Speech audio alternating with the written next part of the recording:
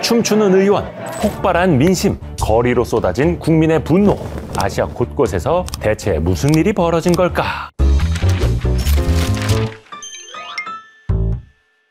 팅갈 민따 마압 트루스 등을인 라기앗 아파 수상냐.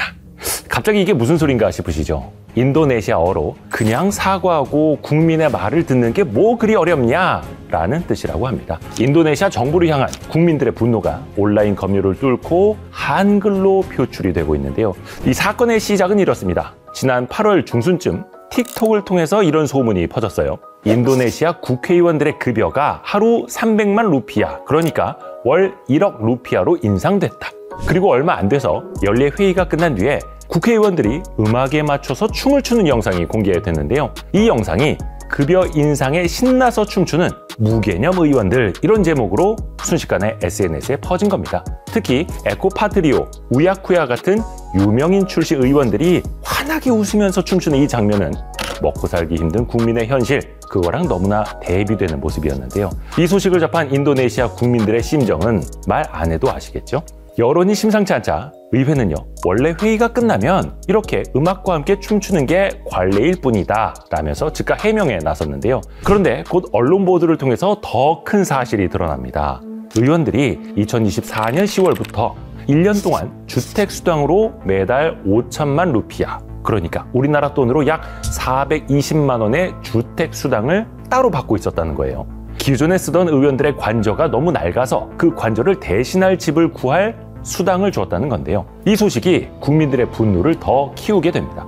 중앙통계청에 따르면요, 인도네시아 근로자 평균 월급이 284만 루피아 정도 되거든요. 국회의원들이 근로자 월급의 약 18배 가까운 별도의 수당을 더 챙기고 있었던 거죠. 게다가 인도네시아 국회의원들은요, 이미 월 기본급으로 1억 루피아를 받고 있었는데요. 여기에다가 주택수당이라는 또 다른 특혜가 더해진 거죠.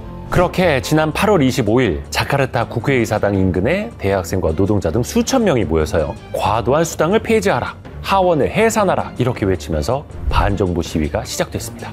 사실 처음부터 그렇게 폭력적인 시위가 일어났던 건 아니었는데요. 시위 도중에 비극적인 사건이 터집니다. 한 오토바이 배달 기사가 시위대 속에 휘말려서 떨어진 핸드폰을 줍다가 경찰 장갑차에 치여서 숨진 건데요. 그 충격적인 장면이 그대로 SNS에 퍼져버렸습니다. 게다가 국민들의 분노가 절정에 달한 사건은 또 이거였습니다. 유족을 찾은 국회의장이 일을 계속할 수 있도록 오토바이 한 대를 선물하겠다라는 발언을 한 겁니다. 자식을 잃은 부모에게 그게 할 말이냐며 오히려 국회의원을 향한 반발이 더 거세진 거죠. 이 분노는 곧 폭력으로 번졌고요. 시위대는 건물과 차량에 불을 질렀고요. 재무장관과 일부 국회의원 주택은 약탈범의 표적이 됐습니다. 현장에서는 욕조부터 루이비통, 에르메스 가방, 심지어 라부부 인형까지 들고 나오는 모습이 목격됐다고 하네요. 이 시위는 자카르타를 넘어서 발리 등 전국적으로 퍼졌고요. 폭죽과 몽둥이로 맞서는 이 시위대, 그리고 최루탄과 물대포로 대응하는 경찰까지 순식간에 인도네시아 전역이 전쟁터처럼 변했습니다. 정부는요, 이 시위 확산을 막겠다면서 SNS 검열을 강화하기도 했는데요. 이때 일부 인도네시아 누리꾼들이 한글을 빌려서 정부를 비판하는 글들을 올리게 된 거죠. 경찰의 발표에 따르면요, 지금까지 전국에서 약 3,200명가량이 체포되고 최소 10명 이상이 목숨을 잃은 걸로 알려졌는데요. 이번 인도네시아 시위는요, 정치인들의 주택 수당에서 시작이 됐지만 사실 그동안 쌓인 정부에 대한 분노가 한꺼번에 폭발한 결과라는 분석입니다. 이 국민들의 분노가 어디서 비롯된 건지 알기 위해선 먼저 인도네시아 경제 상황부터 살펴볼 필요가 있습니다. 겉으로만 보면 인도네시아는 성장하는 국가에 가깝죠. 실업률은 하락했고 빈곤율은 역대 최저, 물가 상승률은 낮은 수준. 하지만 그 이면을 보면 이야기가 달라집니다. 청년 실업률은요, 약 16%를 넘어서면서 동남아에서도 가장 높은 수준이고요. 중산층 인구도 5년 연속 줄고 있습니다. 2019년 5,733만 명이던 중산층이요, 24년도에는 4,785만 명으로 무려 948만 명이나 줄었습니다. GDP는 매년 5%대 성장을 이어가는데 정작 청년들은 일자리가 없고 중산층은 계속 무너지고 있다는 뜻이죠. 그렇다면 왜 이런 일이 생겼을까요? 인도네시아는요, 한때 수백만 개의 안정적인 일자리를 창출하고 중산층을 꿈꾸는 국민들의 기반을 형성했던 제조업의 나라였는데요. 전문가들은요, 인도네시아에 너무 일찍 조기 탈공업화가 왔다고 지적을 합니다. 아직 선진국 문턱에도 못 갔는데 제조업이 먼저 무너져 버렸다는 거죠. 인도네시아는 자원 부국이다 보니까 경쟁이 치열한 제조업 대신에 돈이 되는 원자재 채굴 산업에 집중해 왔습니다. 대표적인 게 니켈 광산. 전기차 시대가 열리면서 배터리 핵심 소재인 니켈 가격이 급등했고요. 니켈 산업은요, 지난 몇 년간 경제 호황을 이끄는 황금알 같은 존재가 됐죠. 문제는요, 그 과정에서 제조업의 경쟁력이 약해졌다는 겁니다. 노동 집약적인 제조업이 일자리를 대거 만들어주던 시절에는요, 섬유 공장 같은 곳이 청년과 서민들의 일터가 되어줬었는데요. 그런데 이제는 이런 산업들이 베트남, 말레이시아 같은 이웃 나라로 빠져나가면서요, 인도네시아 GDP에서 제조업 비중이 지금 19%로 추락했다고 합니다. 아시다시피 가장 큰 문제는 일자리인데요. 원자재 산업은요, 돈은 잘 벌어도 제조업처럼 이 대규모 고용을 만들지는 못하거든요. 이제 신규 채용이 없는 건 물론이고요. 또 기존 중년 직원들마저 해고되는 실정이고요. 일자리를 잃은 이들이 생계를 위해서 농사를 짓거나 노점, 일용직으로 내몰리고 있고요. 청년들도 사정은 다르지 않습니다. 정규직 대신에 배달이나 오토바이 호출 서비스 같은 플랫폼 노동에 의존하는 경우가 많다고 하고요.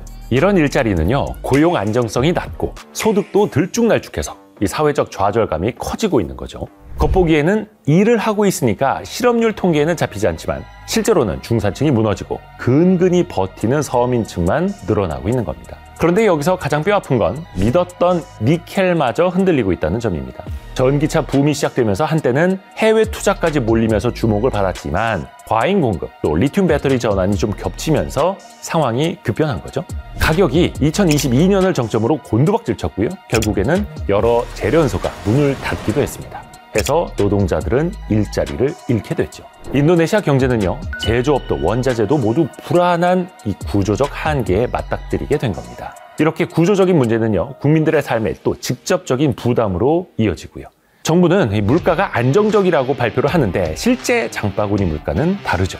쌀, 연료 같은 생활필수품 가격은요, 크게 뛰었고요. 전기, 또 연료 보조금 축소까지 겹치면서 가계의 부담은 더 커졌습니다.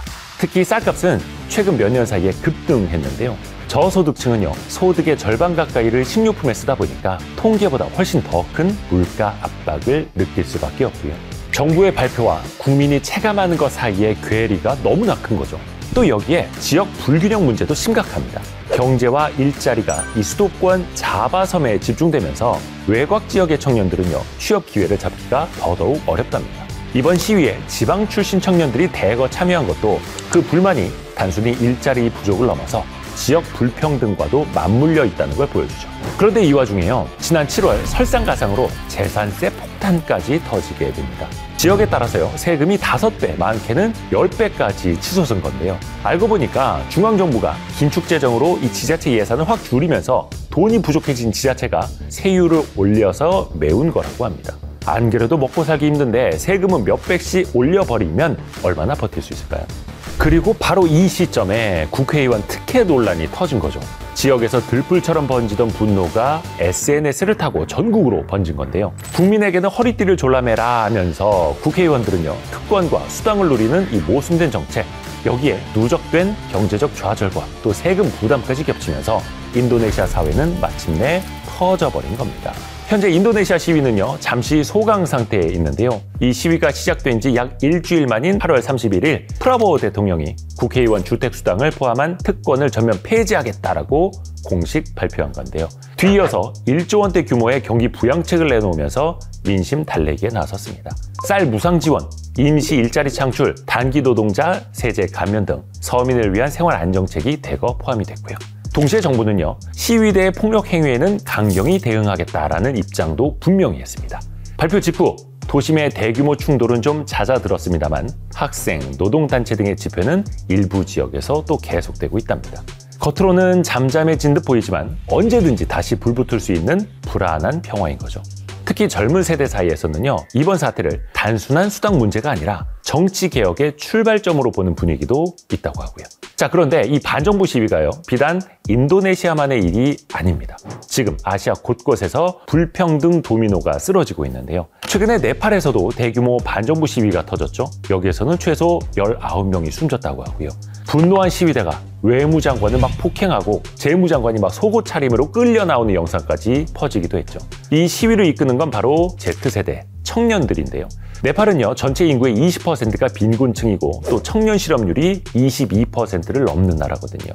그런데도 이 권력층 자녀들이 SNS에 하루가 멀다 하고 막 호화로운 일상을 자랑하니까 청년들의 분노가 폭발한 거죠. 뿐만 아니라 동티모르에 이어서 필리핀까지 특권층의 부패, 이 불평등에 반발한 대규모 반정부 시위가 번지고 있는데요. 표면적인 이유는 다 달라 보여도 그 뿌리는 같았습니다.